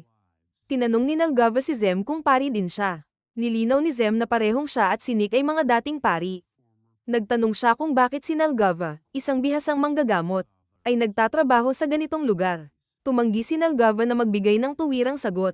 Nang mga oras na iyon, nagtanong si Kizu na, sabik sa impormasyon, sa kalbo na pari kung narinig ba niya ang tungkol sa Stepang Man, ang kilalang kidnapper na kumikilos sa gabi. Tumanggi si Nalgava na malaman siya. Tawa si Hale at sinabi na puno ang lugar ng mga kidnapper, kaya't ang isa pang kidnapper ay hindi naman mahalaga. Gayunpaman, pinayuhan sila ni Dr. Nalgava na makipagtulungan at ibinahagi ang isang lead tungkol sa isang reporter na palaging dumadalaw sa lugar. Nagbibigay siya ng candy sa mga bata kapalit ng impormasyon. Dahil dito, dinala ni Nick at ng kanyang team si Hale sa Bounty Hunter Guild. Namangha ang receptionist na nahuli nila si Hale sa loob lang ng isang araw. Si Tiana, sabik na makuha ang kanyang mga panalo, ay nilapitan si Mr. Ponytail at kinuha ang lahat ng pera mula sa mga pusta. Sinubukan niyang magtalo, na nagsasabing ang ilang bahagi ng pera ay pag-aari ng mga nagpusta sa kanya. Hindi siya pinansin ni Tiana at dinala ang pera diretso sa receptionist. Inutusan niyang bilhin ang pinakamaraming alak na kaya ng pera at tratuhin ang buong guild. Nagsimula ang kasiyahan sa guild, nagsisigawan para kay Tiana, habang pati si Mr. Ponytail ay napagtanto na natalo siya sa lahat ng aspeto. Kinabukasan, iniabot ng receptionist ang kanilang gantimpala para sa pagdakip kay Hale, pati na rin ang mahihinang impormasyon na nakuha niya tungkol sa Stepang Man. Malabo at walang kwentang mga detalye ang nakuha, mga bagay tulad ng kung paano inaayos ng Stepang Man ang mga gutter at pinapayuhan ang mga tao na magpuyat hanggang hitan gabi. Inis na sinabi ng receptionist na mas mabuti pang mag-focus sila sa pagdakip ng mga tunay na kriminal kaysa habulin ang mga multo. Nilinaw ni Nick na ang hinahanap nila ay ang kidnapper na nagpapanggap bilang Stepang Man. Hindi masyadong alam ng receptionist tungkol sa mga kidnapper, ngunit alam niyang may isang tao na nagbibigay ng candy sa mga bata upang kausapin sila. Itinuro niyang andan mismo sa guild, si Olivia, ang parehong reporter na nakatagpo nila kanina, na kasalukuyang nakikipag-usap kay Rana. Tumawa si Nick at Zem, ngunit si Kizu na ay mukhang mas interesado. Binanggit niya na kahit hindi niya nakita ang mukha ng kidnapper, magaan ito maglakad at gumagamit ng mga chain. Sinabi ni Karen na nang bumagsak si Olivia kanina, pakiramdam niya ay hindi karaniwang magaan si Olivia, na nagmumungkahi na maaaring gumamit siya ng chain upang magtago ng pagkakakilanlan. Habang tumatawa si Nick, mabilis niyang iniutos kay Karen at Kizu na naharangan ang mga labasan, dahil ngayon ay pinaghihinalaan niya si Olivia. Nilapitan niya ito at tinanong kung ano ang ginawa niya matapos magbigay ng candy sa mga bata. Nagkunwaring naguguluhan si Olivia, habang si Zem ay inutusan ng boss lady at si Rana na lumabas sa eksena. Nagpatuloy si Nick, tinanong si Olivia kung nangangailangan ba ng maraming paglalakbay ang kanyang trabaho bilang reporter, na sinang-ayunan niya. Tanong pa niya kung may kinalaman ba ang trabaho niya sa pagtalon mula sa bubong, at nagkunwari si Olivia na wala siyang alam tungkol dito. Sa huli, tinanong ni Nick ng direkta kung nasaan siya 2 gabi na ang nakalipas. Nagkunwari si Olivia na walang alam at nagbigay ng mga walang kwentang sagot. Ngunit nang tanungin ni Nick kung bakit niya kinidnap ang mga bata at kung ano ang tunay na pagkakakilanlan niya, naging mas defensible ang kanyang reaksyon. Nang mapagtanto ni Olivia na napapaligiran na siya, bigla niyang tinadyakan ng mesa, na nahati ito. Bago pa makapag-react si Nick, naroon na siya sa bubong, punit ang kisame upang makatakas. At iniwan ang 2 piraso ng mesa na bumagsak pabalik sa lugar nito ng perpekto. Pagkatapos, nagtipon ang grupo sa paboritong establishmento ni Zem, at nagmuni-muni tungkol sa nakakabahalang pagtuklas na si Olivia pala ang stepangman. Pinag-usapan nila ang kanyang bilis at ang hindi likas na kalikasan ng kanyang mga galaw, na hindi pa nila kailanman nasaksihan. Si Kizuna, na labis na naiinis, ay ipinahayag ang kanyang pagkamuhi kay Olivia na nagsusulat ng mga artikulo tungkol sa kanyang sarili bilang stepangman. Tinutulad siya sa isang masamang bersyon ni Peter Parker na sinusubukang manipulahin ang kanyang sariling kwento. Dahil dito, ipinakilala ng boss lady ang isang espesyal na bisita, isang matipunong babae na siya palang ina ni Rana. Pumasok siya gamit ang tungkod, at agad na tumakbo si Rana papunta sa kanya. Nakilala ni Mick ang babae, si Ada, bilang isang taong naging bahagi ng isang adventuring party sa loob ng maraming taon. Nagbalik loob si Ada habang nagsasalita si Nick tungkol sa kanyang mga araw ng pakikipagsapalaran. Binanggit na minsan siyang nakipagtulungan sa isang lalaki na ang pangalan ay Fifth, isang tao na lubos na hinahangaang ni Curran. Nagpasalamat si Ada sa mga survivors sa pag-aalaga kay Rana at tiniyak na hindi gagawa ng anumang mabigat na desisyon ng anak habang siya ay nasa ilalim ng kanyang pangangalaga. Lahat ay sumang-ayon, at sinubukang mag-apela si Rana kay Zem sa pamamagitan ng pagtawag sa kanya ng Master. Nagulat si Ada dito, ngunit nanatiling matatag si Zem. Ipinaliwanag niya na sa tuwing nakikita niya ang mga batang babae na kasing edad ni Rana, nakakaramdam siya ng takot dulot ng isang karanasan mula noong mga nakaraang taon.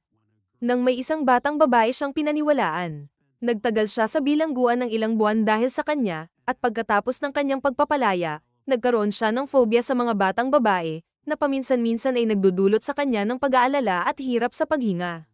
Pinaalala ni Rana na siya ay pinrotektahan ni Zem noong gabing iyon, na sinagot ni Zem na ang sinumang may pag-iisip ay gagawin din ang parehong bagay. Gayunpaman, inamin niyang inaasahan niyang ang pagsagip sa kanya ay makakatulong sa kanya upang malampasan ang sumpa ng kanyang nakaraan. Dahil dito, hiniling niyang maghintay siya ng 15 taon. Nagkamali si Ada ng pagkaintindi at inisip na ito ay isang alok ng kasal, at sinabi niyang hindi niya papayagan ang anak na magpakasal sa kanya. Agad na nilinaw ni Rana na si Zem ay kanyang master lamang, at siya ay nagiging maingat lamang sa pagpili ng magiging boyfriend sa hinaharap. Nagtawanan ng grupo sa pagtanggi ni Zem, at pagkatapos ng ilang magaan na usapan, nalaman ni Ada ang buong konteksto. Nagpasalamat siya sa lahat sa muling pagsagip kay Rana at hinikayat silang itigil na ang paghahanap sa stepangman. Ipinaliwanag niya na ang stepangman, na malamang ay ang reporter, ay sobrang lakas para sa kanila. Habang sumang-ayon si Nick sa kanyang pagsusuri, mariin niyang sinabi na hindi niya papayagang magpatuloy ang kidnapping nang hindi nasusundan. Sinabi niya kay Ada na wala siyang karapatang pigilan sila, dahil maaari nilang habulin ang sinuman na may bounty sa kanilang ulo. Alam ni Ada ito, at sa katunayan, siya ang may ideya na maglagay ng bounty sa stepangman upang maghikayat ng mga adventurers na makipaglaban sa kanya. Ngunit ngayon, napagpasyahan niyang itigil na ang paghahanap kay Olivia at iminungkahi na iwanan na ito sa mga kabalyero. Nagyukod si Nick sa harap niya at nagtanong kung paano sila magiging sapat na malakas upang talunin ang kidnapper. Bilang sagot, naghanda si Ada ng isang masarap na mushroom soup, na kahit masarap, ay nag-iwan ng kalituhan kay Nick tungkol sa layunin nito.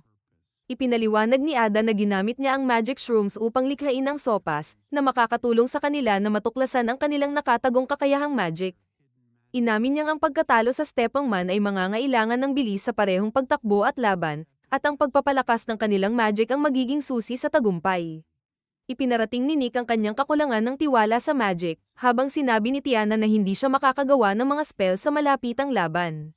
Sumang-ayon si Zem sa kanya, at inamin ni Kin na susubukan niyang gawin ito, bagamat hindi siya magaling sa mga komplikadong gawain na nangangailangan ng mental na pagsisikap. Pinagtawanan sila ni Ada, at binigyan si Curren ng isang magic lighter. Inutusan siyang sambitin ang keyword na burn habang ipinapasa ang kanyang magic dito. Sinubukan ni Curren ngunit nahirapan mag-concentrate at kalaunan ay sumuko. Ibinigay ni Ada ang magic lighter kay Nick na nagduda sa kanyang kakayahang gamitin ito. Gayunpaman, sa kanyang unang pagtatangka, nagawang mag-apoy ni Nick ng maliit na apoy na nakapagpahanga sa kanya at sa kanyang mga kaibigan. Habang nagulat sila, sinabi ni Nick na hindi sapat ang ganitong kaliit na apoy upang talunin ang Stepping Man. Ipinaliwanag ni Ada na hindi siya nagtuturo ng fire magic, kundi sinusubukan lang ang kanyang nakatagong magical potential. Pagkatapos, ipinakita niya ang buong lakas ng lighter sa pamamagitan ng pagpapakawala ng isang malaking flare, at sinabi kay Nick na sa pamamagitan ng pagsasanay, maaari rin niyang maabot ang antas ng kakayahang ito. Nagsimula na ang sesyon ng pagsasanay. Inatasan si Nick na maglakad sa isang makitid na lubid habang ipinaliwanag ni Ada na ang Stepping Man ay gumagamit ng dalawang pangunahing spell ng pagpapalakas. Light Body at Heavy Body. Dahil si Nick ay makikilahok sa malapitang laban, layunin ni Ada na sanayin siya gamit ang Light Body spell, kaya tinutusan siya nitong tumalon sa lubid ng 10 beses. Sa simula, tiwala si Nick at nagsimula ng tumalon, palaging tumama ng perpekto sa bawat pagkakataon. Ngunit sa ika-9 na talon, nagkamali siya at tumilapon pabangon sa lupa, na ikinagulat ng lahat. Kinabukasan ng gabi, isang batang babae ang pauwi na matapos bumili ng tinapay nang dumating ang Stepping Man at dinukot siya.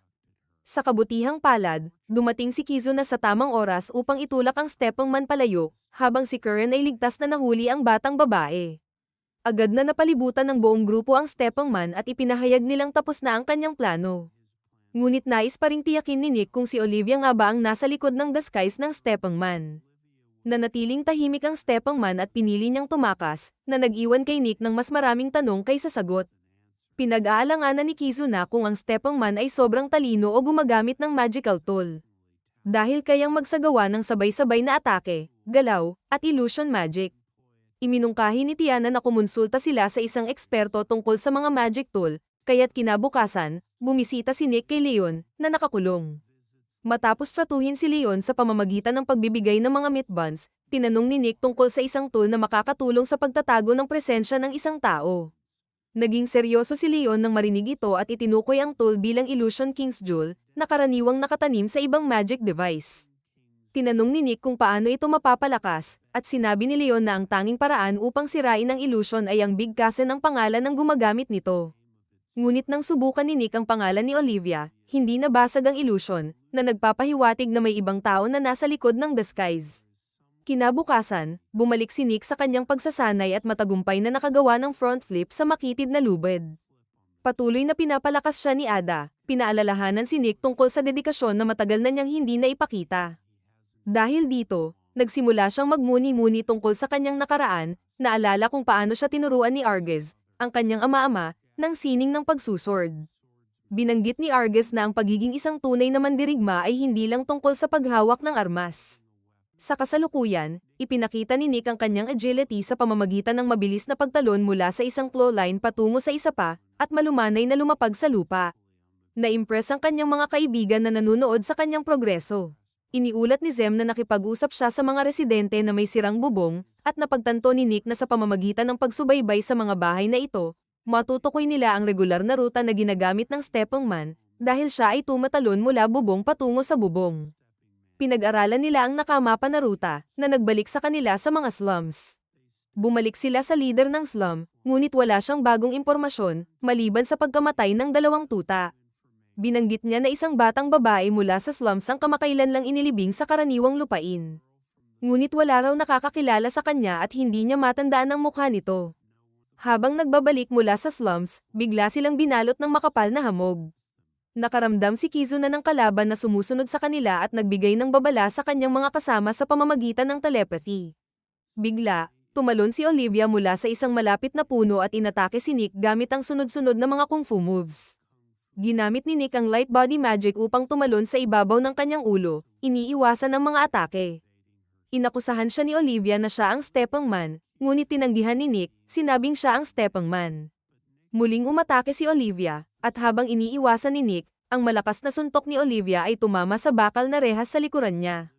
Sumali si Kizuna sa laban, pinatawag ang kanyang mga clones, ngunit ikinagulat ng lahat, ginamit din ni Olivia ang clone magic at mabilis na tinalo ang mga clones ni Kizuna. Napatulala ang grupo, ngunit naalala ni Nick ang mga salita ni Leon at matapang na tinanong si Olivia kung siya ba talaga ang tunay na Olivia. Pagkarinig nito, nagsimulang magtanga si Olivia. Inangkin niyang kahit inakusahan siya ni Nick na siya ang stepmom, hindi niya ito ipagdadamot sa kanya. Lito na si Nick at nagmungkahi na mag-usap na lang sila. Inamin ni Olivia na siya ay isang stepmom, ngunit hindi siya ang responsable sa mga kidnapping.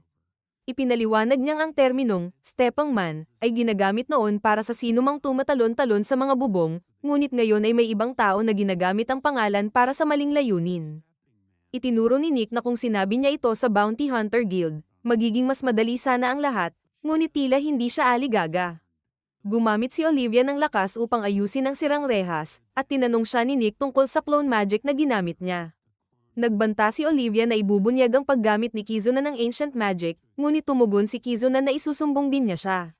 Nagkasunduan sila na magkompromiso at magtulungan upang hulihin ang tunay na stepmom. Sunod, bumisita sila sa bahay libingan kung saan nakalagay ang katawan ng batang babae mula sa slums. Nang buksan nila ang kabaong, wala silang nakita na kakaiba, ngunit tinanong ni Olivia ang lahat na ilarawan ng mga katangian ng batang babae ng detalyado. Walang makapagbigay ng malinaw na paglalarawan, at ipinaliwanag ni Olivia na mayroong isang bagay na nakikialam sa kanilang mga pandama at persepsyon. Inikat nila ang katawan ng batang babae, at isang maliit na pulang gemstone ang nahulog mula dito. Kinuha ito ni Zem, at itinukoy ni Olivia na marahil ay pira-piraso ito ng Illusion King's Jewel. Nagtaka ang lahat kung bakit may gumawa ng ganoong hakbang upang itago ang identidad ng yumaong bata. Pinisil ni Olivia ang gemstone, na nagbigay daan upang mawala ang epekto nito, at napansin nilang may lumang paso sa braso ng batang babae at isang nunal sa ilalim ng kanyang leeg. Sinuri ni Zem ang mga mata ng batang babae at napag-alamang may mga palatandaan na siya ay ginamo para sa Yellow Demon Disease. Pagkatapos, nakahanap sila ng impormasyon tungkol sa batang babae, at nalaman nilang anak siya ng isang panday at nawawala na siya ng mahigit isang buwan. Nagdesisyon silang ibalik ang katawan ng batang babae sa kanyang mga magulang, at binanggit ni Zem na maaari nilang maghiganti para dito. Pagkatapos nito, tinanong ni Nick siya kung natutunan na ba niya ang pagkakakilanlan ng stepmom, at tinukoy ni Zem na oo, at sinabi niyang kailangan nilang pigilan siya anuman ang mangyari.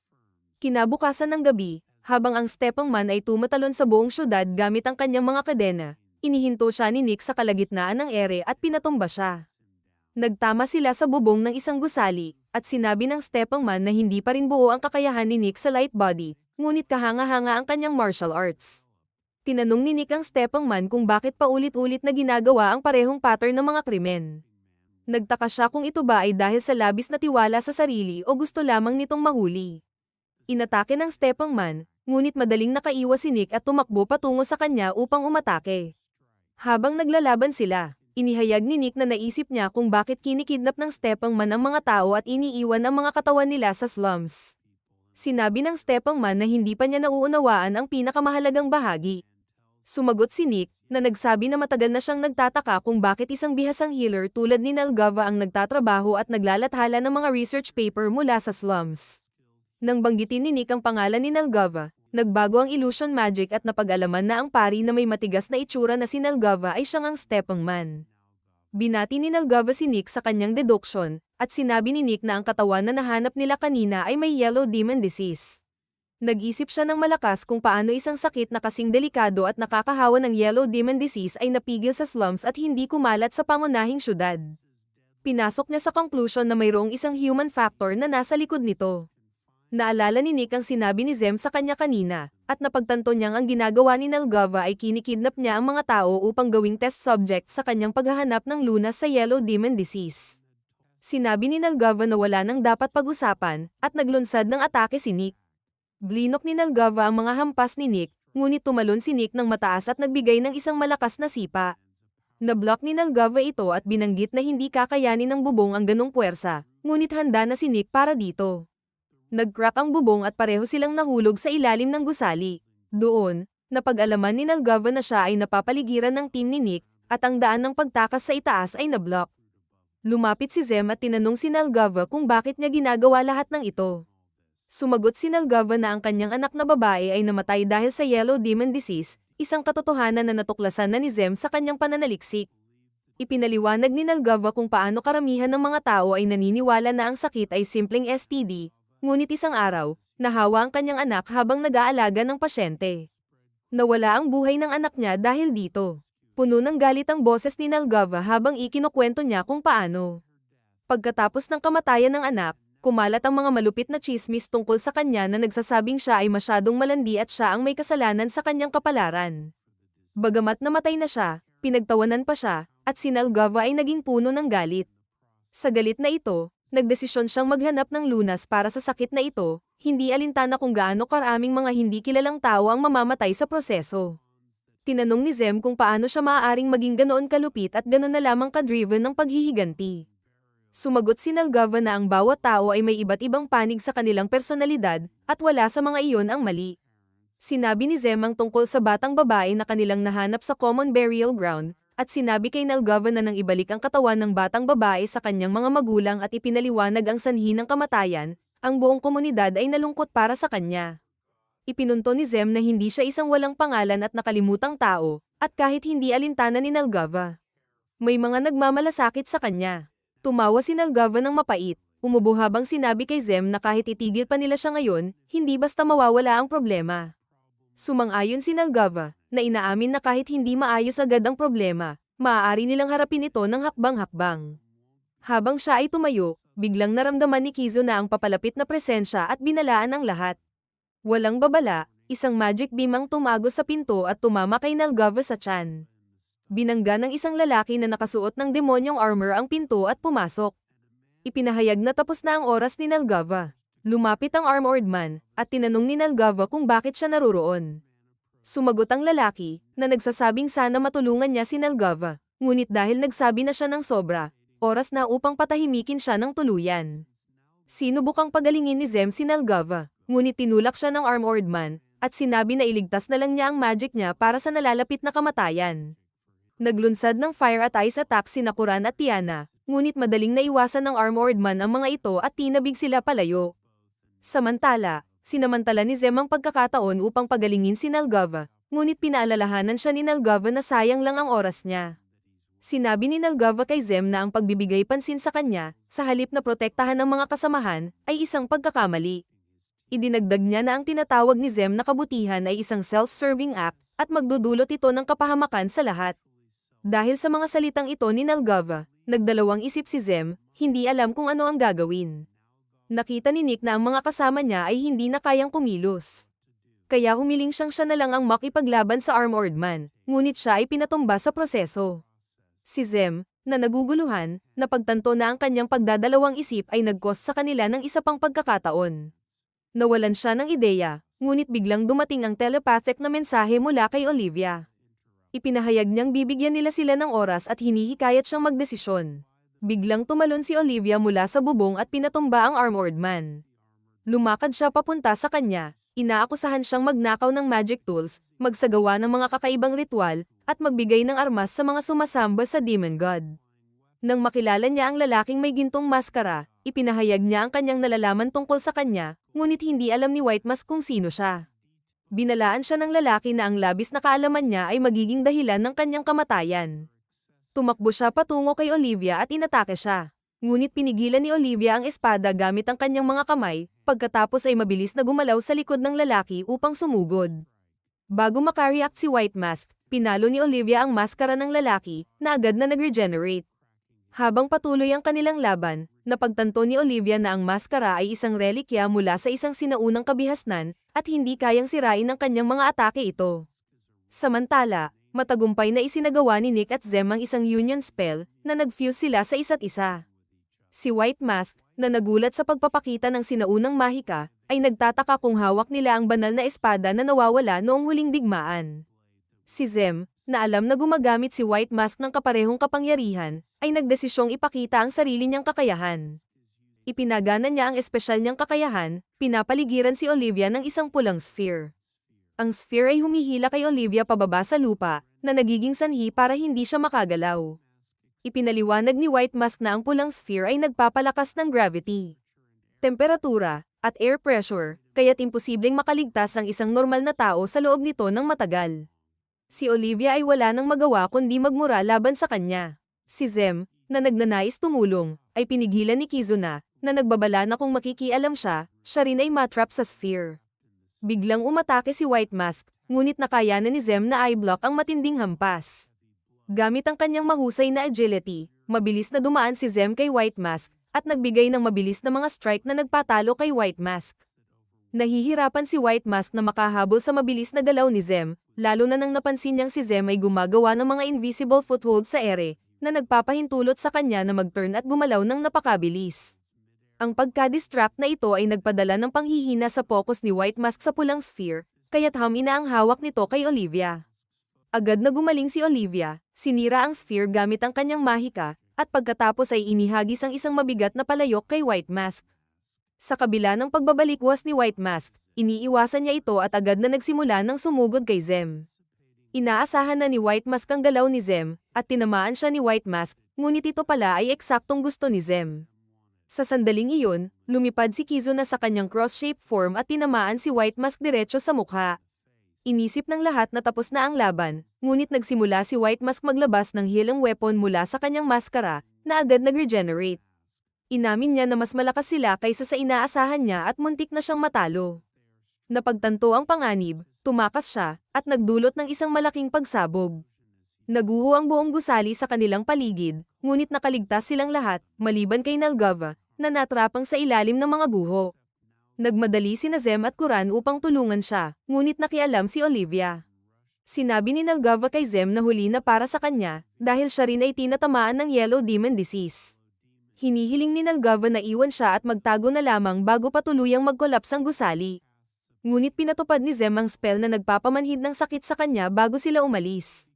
Magsisimula ng gumuho ang gusali, at sinabi ni Nalgava na ipapabot niya sa kanyang anak sa langit ang tungkol sa kanyang laban sa mga adventurer, at tiyak ay matutuwa siya.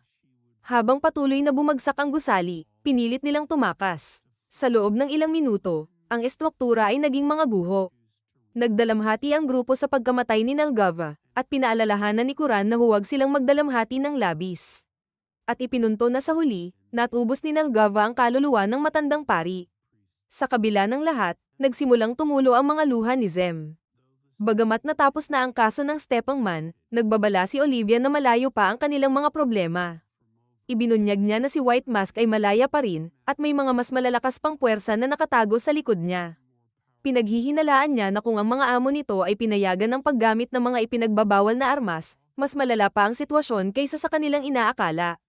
Pinagtabuyan ito, tinanong ni Nick si Olivia na ibunyag ang kanyang tunay na pagkakakilanlan, dahil sobra siyang malakas at may alam na hindi maaaring isang simpleng reporter lamang. Pumayag ang iba, at pinakiusapan siyang ibahagi ang katotohanan, dahil nakipaglaban sila bilang mga kasamahan. Lumapit si Olivia kay Kizuna at tinanong kung siya ba ang Sword of Bonds, at tumango si Kizuna. Pagkatapos, nagdesisyon si Olivia na magpakatotoo, at inamin na siya ang Elemental Class Anti-Demon God Combat Training Program. Nakilala rin bilang The Sword of War. Matapos ang laban kay White Mask, bumalik ang mga nakaligtas sa kanilang mga kwarto, at naglaan ng maraming oras upang magpahinga mula sa kanilang mga sugat at magmuni-muni tungkol sa kanilang mga karanasan. Si Kizuna ay nakakaramdam ng pagkabahala sa kawalan ng galaw ng grupo, lalo na't wala silang agarang mga gawain na kailangang tapusin.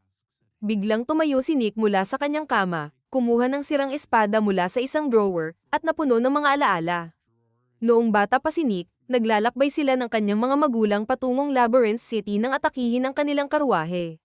Sa mga panahong iyon, hindi lubos na nauunawaan ni Batang Nick ang kaguluhang nangyayari sa paligid niya. Ang kanyang ina, gayunpaman, ay mabilis na binuksan ang isang nakatagong bahagi ng kanilang karwahe na may lamang pera, ipinasok si Nick dito, at sinabi sa kanya na mahal siya ng kanyang ina at ama bago isinara ang pinto ng compartment. Ang tunog ng pagsabog ng mga espada at ang mga sigaw ng sakit ay pumuno sa pandinig ni Nick. Ngunit hindi pa rin niya naisip ang bigat ng sitwasyon. Pagkalipas ng ilang sandali, isa sa mga bandido na umatake sa kanilang karwahe ay pumasok at nagsimulang maghalongkat ng kanilang mga gamit. Natagpuan nito ang lihim na compartment sa ilalim ng isang bar aisles, ngunit sa oras na iyon, nakatakas na si Nick. Nakakita si Nick ng si Arges, na nang makita siya, ay kumuha ng isang kutsilyo. Ngunit sa halip na itutok ito kay Nick, ginamit ni Argus ito upang patayin ang isang bandido na papalapit sa kanila. Pagkatapos ay niyakap ni Argus si Nick, at humingi ng paumanhin dahil hindi siya dumating ng maaga upang iligtas ang kanyang mga kaibigan mula sa mga bandido. Nang sumunod, inampon ni Argus si Nick at tinuruan siya upang maging isang adventurer.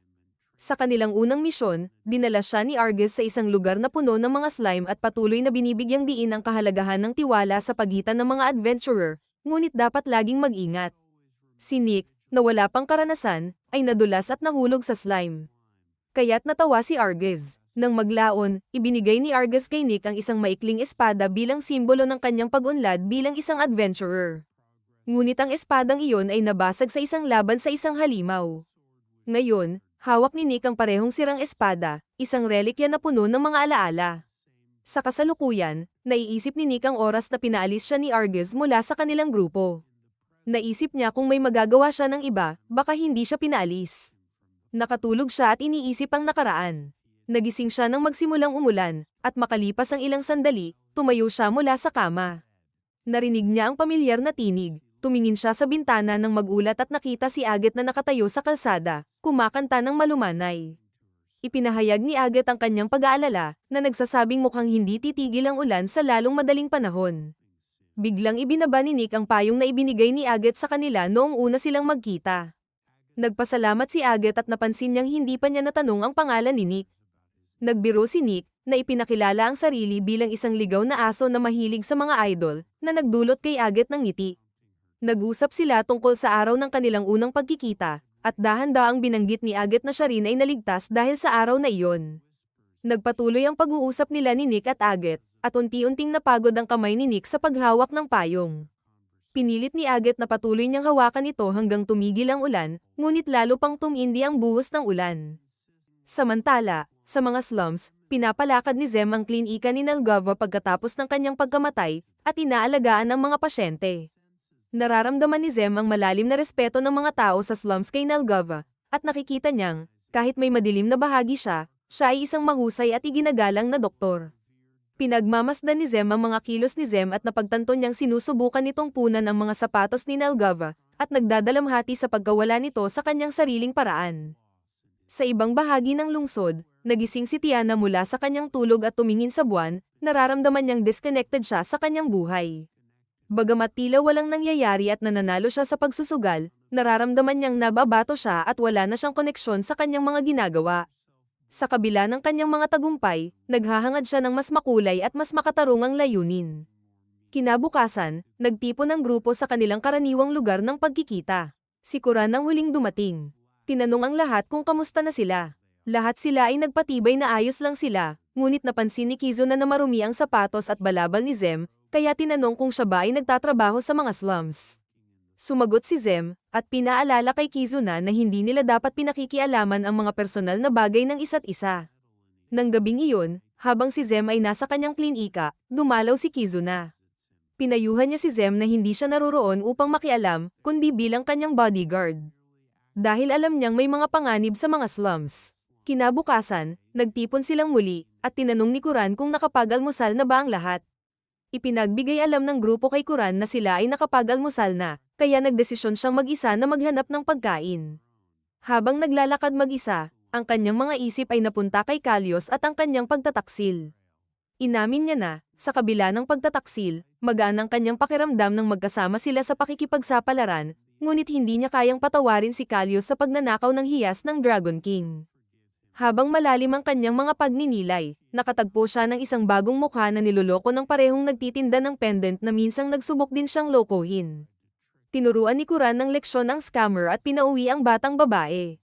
Bago siya umalis, dumating ang kanyang mga kaibigan at nagulat siya. Ipinaliwanag nila na naroroon sila upang suriin ang mga paghahanda para sa Summer Sleep Festival. Ipinakita ni Kuran na walang gaanong interes sa mga detalye ng festival, ngunit ang pangako ng pagkain ay nagpasiklab ng kanyang interes. Naisip niyang baka ang magkasamang kasiyahan sa mga kaibigan ay magpapawala ng kanyang galit at paghahangad ng paghihiganti, ngunit hindi siya nagtagal sa pagninilay na iyon. Sa sandaling iyon, tumakbo si Olivia patungo sa kanila, sumisigaw tungkol sa isang breaking news. Sinubukan niyang pasiglahin ang lahat para sa malalaking anunsyo, ngunit tanging si Kizu na lamang ang naniniwala sa kanyang mga galit. Binasa ni Tiana ang balita mula sa isang magazine na nagsasabing ang alamat ng madilim na demon god ay malapit nang magbalik. Tinanggihan ni Nick at Tiana ito bilang peking balita, ngunit mariing pinagtibay ni Olivia na ang kanyang pinagkakatiwalaang source ay nagpatibay sa kwento.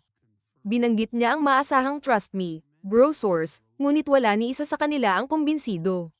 Pagkatapos, ibinahagi ni Olivia ang kanyang mga hinala tungkol sa black market kung saan nakuha ni White Mask ang hiyas ng Illusion King. Nang magtaka si Kuran, tinanong kung ang black market ay nagbabaligya rin ng hiyas ng Dragon King. Ipinahayag ni Kuran ang pagkalito sa kanyang mga kaibigan, inamin na habang siya ay nasisiyahan sa kanilang pagkakasama, hindi pa rin niya kayang limos ang kanyang nakaraan.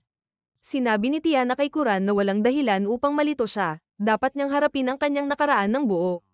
Ngunit sa pagkakataong ito, hindi siya nag-iisa, lahat sila ay sasamahan siya. Sumang-ayon din si Zem at Nick, at idinagdag ni Olivia na baka makahanap sila ng mga pahiwatig tungkol kay White Mask habang nasa black market. Inisip ni Olivia na dapat nilang hanapin siya, subaybayan ang mga koneksyon niya, at sa huli ay harapin ang pinakamalaking kontrabida ng kanilang mundo.